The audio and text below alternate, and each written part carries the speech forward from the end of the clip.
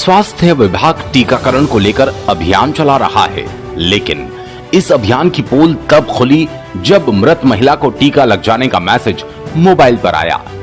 ये सिस्टम की विफलता या फिर स्टाफ की गलती जांच का विषय है। लोगों को वैक्सीन लगी नहीं, लेकिन उनके मोबाइल पर मैसेज आ गया, you have successfully been vaccinated. Vaccination का सर्टिफिकेट भी अपलोड हो गया।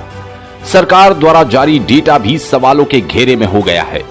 मामला रतलाम के पीएनटी कॉलोनी निवासी श्रीमती प्रकाश दीक्षित का है, जिन्होंने पहला डोज कोविशील्ड वैक्सीन 4 मार्च लगवाया था। उसके बाद कोरोना के इलाज के दौरान उनकी मृत्यु 16 अप्रैल को हो गई थी। प्रशासन के टीकाकरण अभियान का हाल यह है कि 100% टीकाकरण दिखाने के लिए दिवंगत हुए लोगों का टीकाकरण में भी कसर नहीं छोड़ी। महिला के निधन के 5 माह बाद मोबाइल पर दूसरे डोज लगने का मैसेज आ गया और सर्टिफिकेट भी जारी हो गया। इस तरह से 5 माह बाद प्रशासन द्वारा मैसेज दिए जाने से परिजनों के जख्म फिर हरे हो गए। मृत महिला और उसके पति की मौत के बाद अब इस मैसेज ने उनके बेटे, बहू और दोनों पोतियों को आज फिर रुला दिया।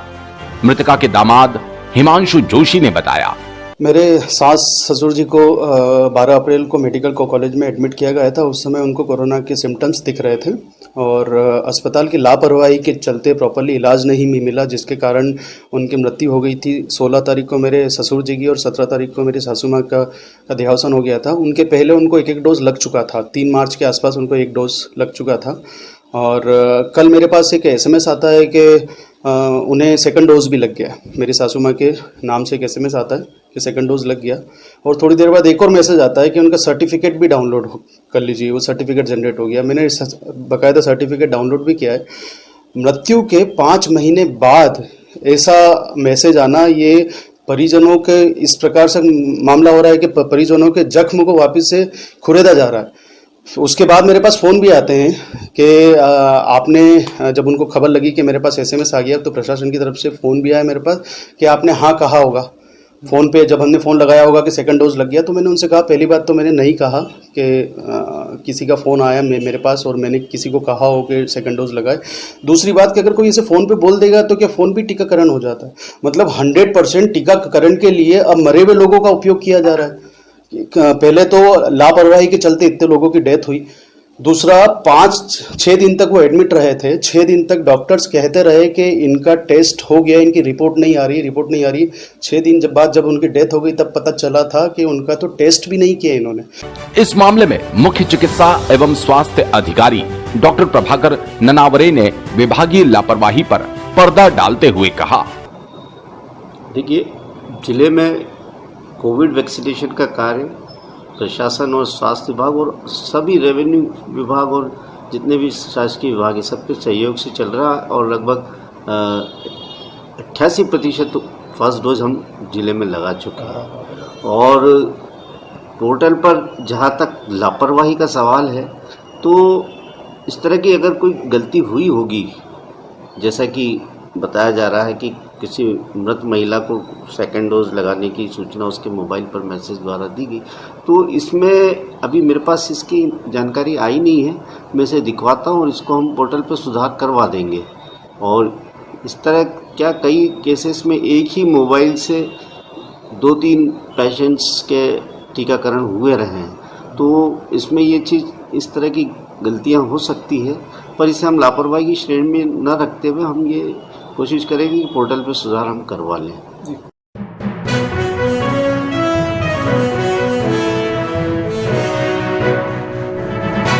शहर की ध्वस्त होती सफाई व्यवस्था में सीवरेज चैम्बर्स की सबसे बड़ी दिक्कत सामने आई है।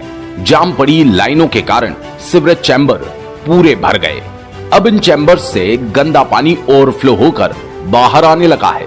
यह है लक्ष्मी नगर स्थित शुभ विहार कॉलोनी। यहाँ के रहवासी चैम्बर से निकल रहे गंदे पानी से त्रस्त है।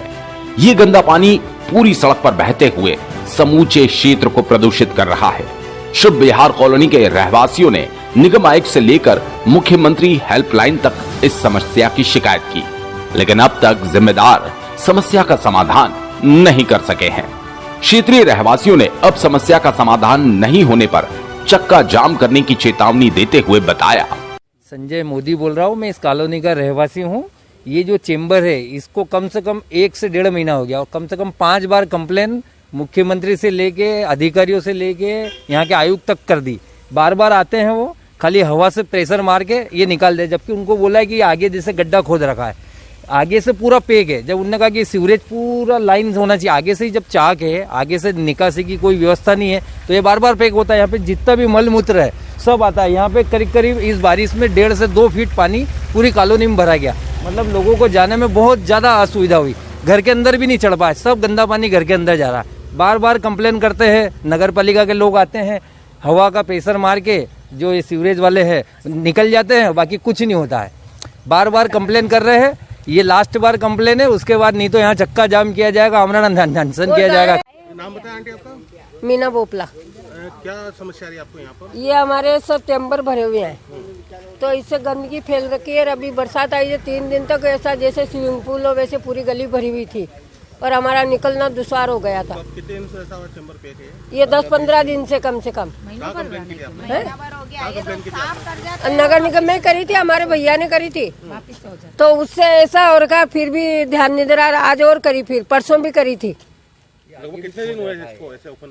इसको महीने भर होने को आया इस वाले को, तो इसकी हाँ कोई नहीं आया। एक बार आए थे तो पता नहीं कहाँ से कुछ पावड़े से कर आके चले गए और हाथों हाथ वो तो पानी उसमें आ ही रहा था।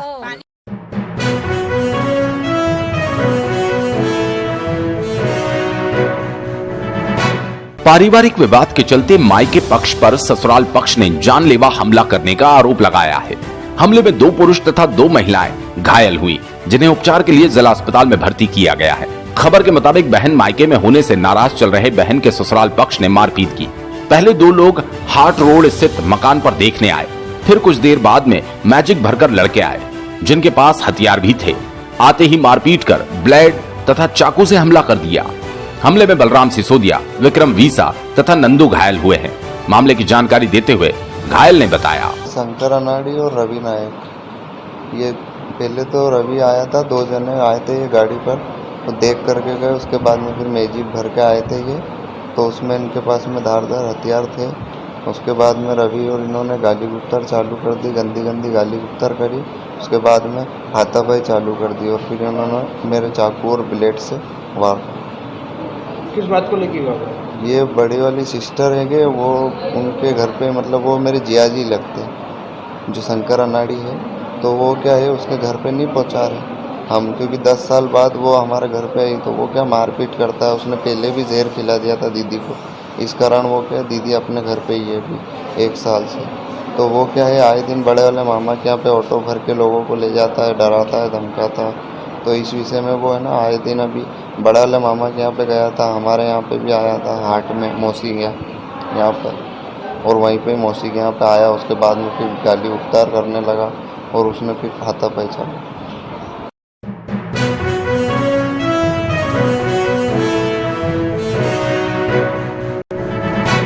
शहर को गंदे पानी से मुक्त किए जाने हेतु अमृत योजना अंतर्गत सीवरेज योजना व अमृत योजना के DUTF फंड के अंतर्गत पलसोड़ा में निर्मित नवीन कर्मशाला का मुख्यमंत्री शिवराज सिंह चौहान ने भोपाल के मिंटो हॉल से ई लोकार्पण किया।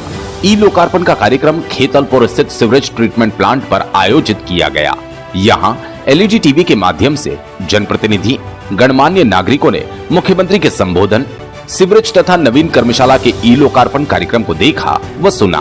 भाजपा जिला अध्यक्ष राजेंद्र सिंह लुनेरा, पूर्व महापौर शैलेंद्र डागा, पूर्व निगम अध्यक्ष अशोक पोरवाल, कलेक्टर कुमार पुरुषोत्तम, निगम आयुक्त सोमनाथ झारिया आदि ने सीवरेज ट्रीटमेंट प्लांट को लैपटॉप के बटन को दबाकर प्रारंभ किया।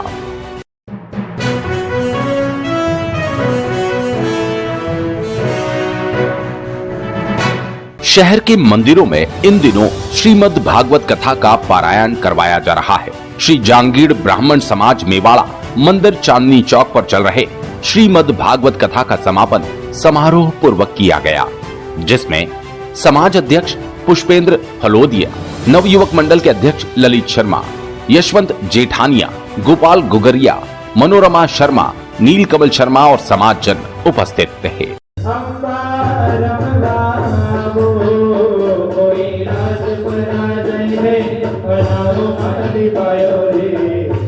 बनाओ हो